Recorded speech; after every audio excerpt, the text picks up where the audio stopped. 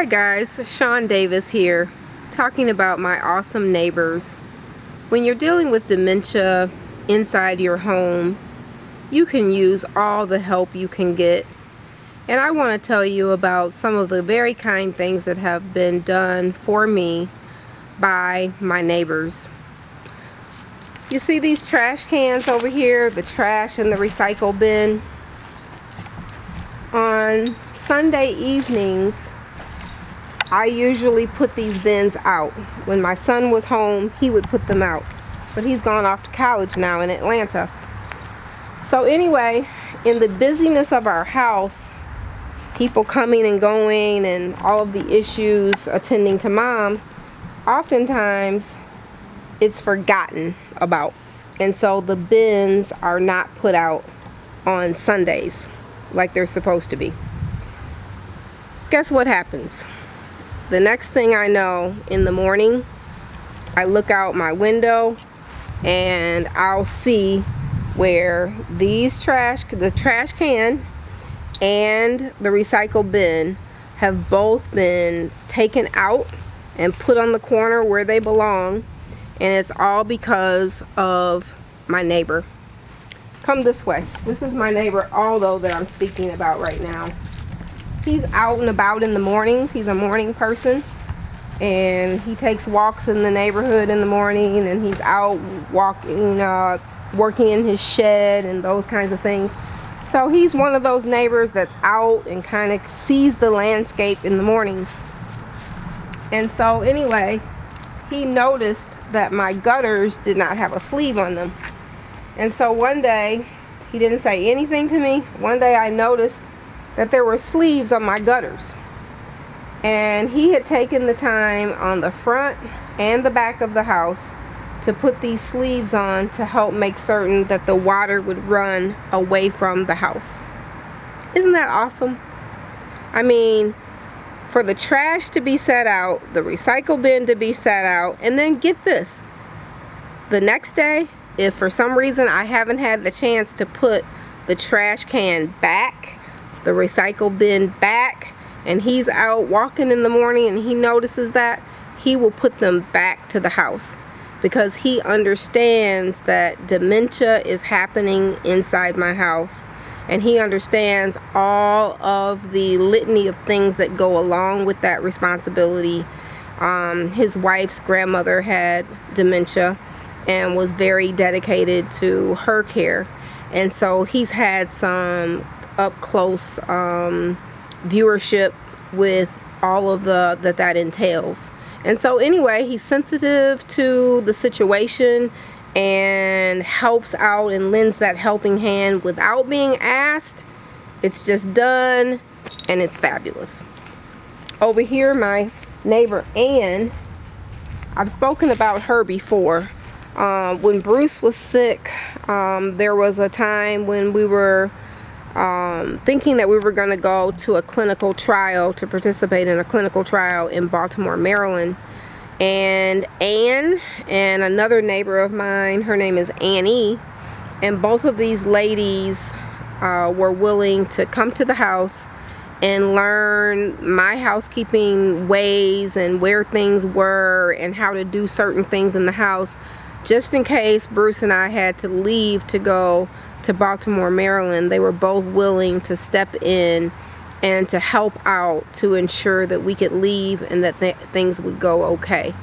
So that was outstanding. Since that time, Anne has become more involved with faxing and copying and posting things online like job descriptions, to help recruit and find people to work as caregivers, and housekeeping help to make recipes, drink recipes, food recipes, prep the produce, go to the grocery store, pick up the foods that are needed, etc., etc.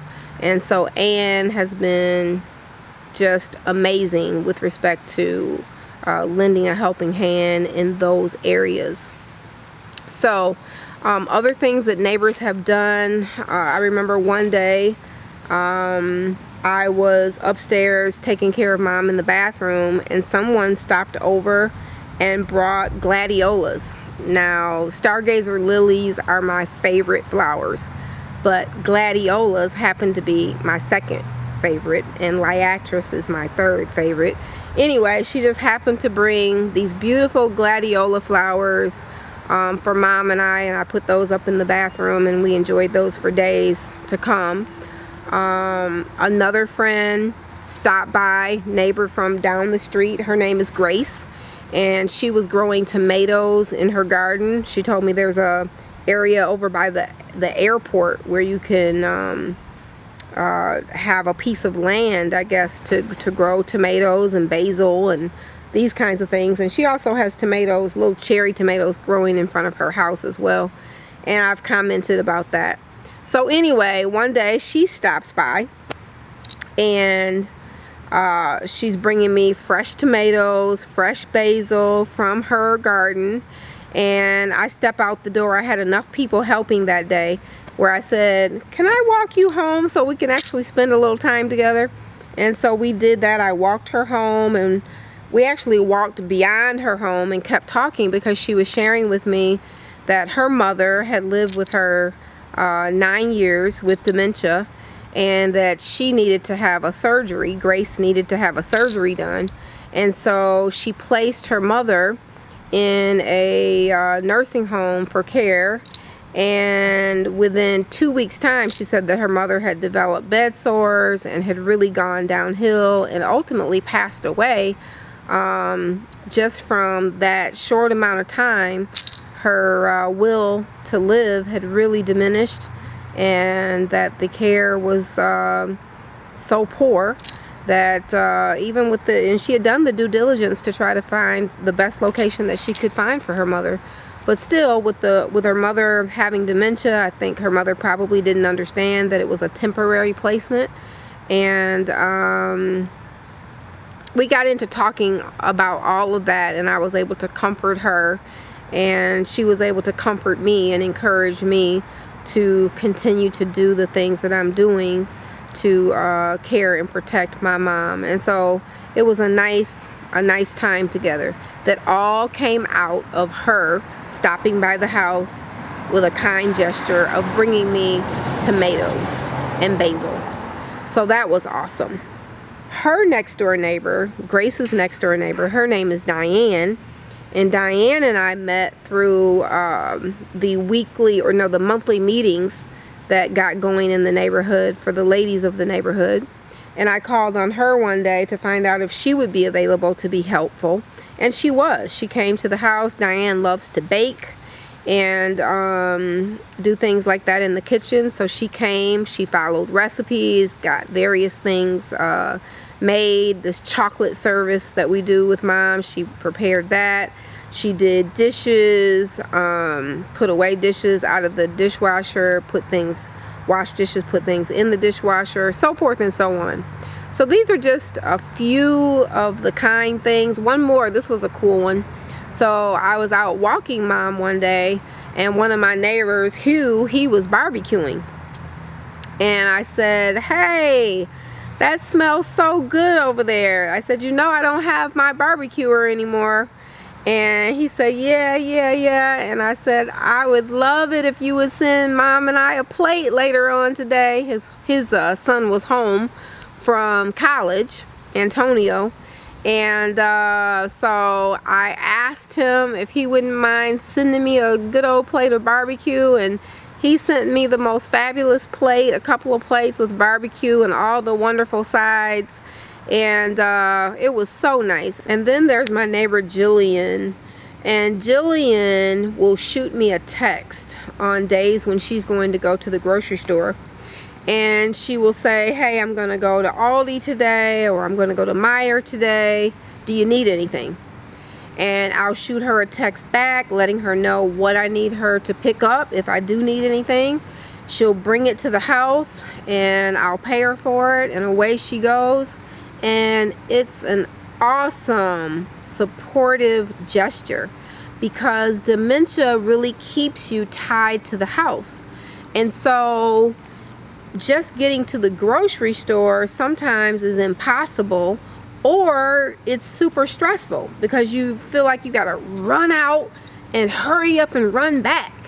And so for someone to shoot you a text asking you if there's anything that they can get for you at the grocery store, it's a hugely supportive thing to do. And so Jillian she's awesome with respect to that. Another thing that Jillian does is she's got 2 little children and she's training them to be good neighbors.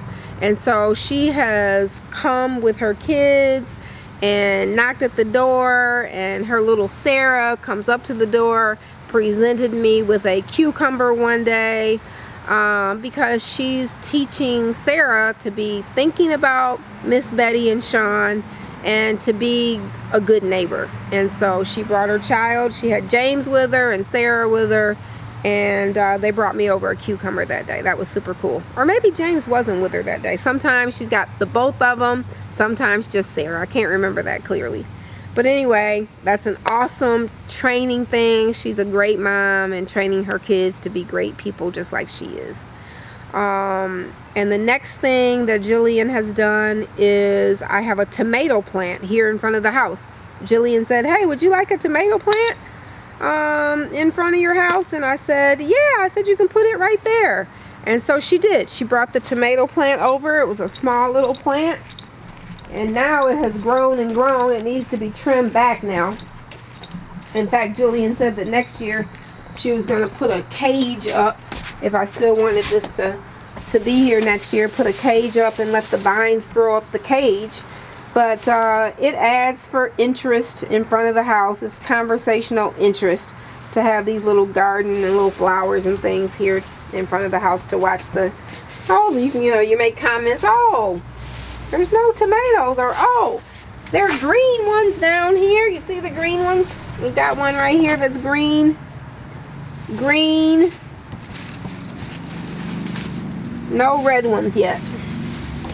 I did find a red one yesterday though behind the stroller that's parked there. Kind of interesting that the one that's the more shaded area is what yielded the red tomato plant.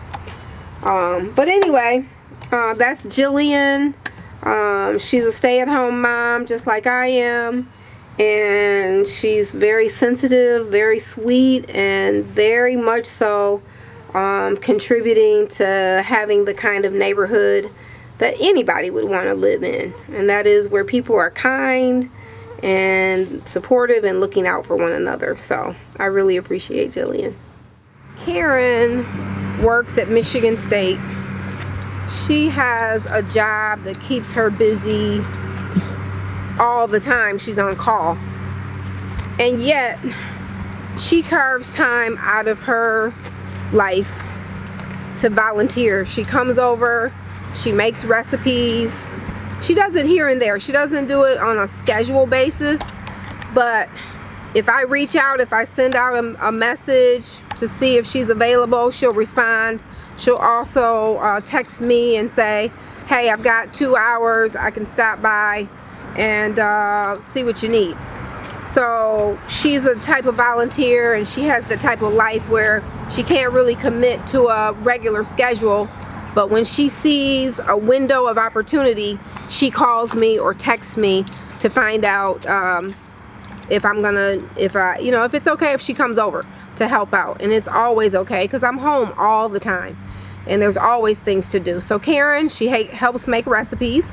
Another thing that she did, she had a Michigan State student that she knew would do an outstanding job on doing a video, and so she hooked me up and had that student, a journalism student, to do a couple of interviews and to put together a video for our YouTube channel. Karen also, she shops at Better Health, and so she always tells me, "Hey, whenever you need something from Better Health, just let me know and I'll bring it by and you can pay me for it." And so we do that.